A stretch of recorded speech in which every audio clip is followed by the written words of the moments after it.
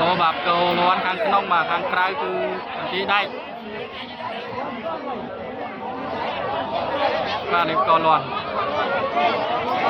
mà ấy mà chỉ đây mà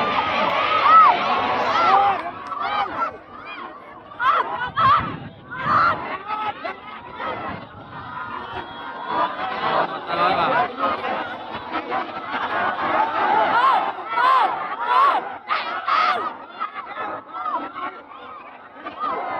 đi đi công ty à không bao đi ba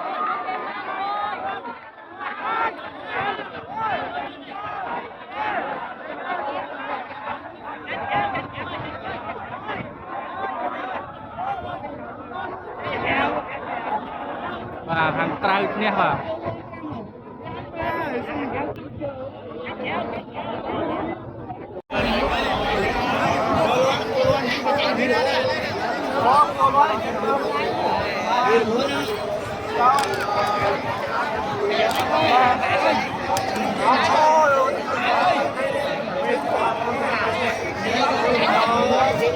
Hãy subscribe cho kênh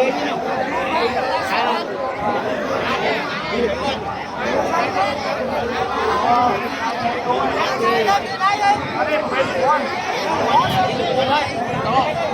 lỡ những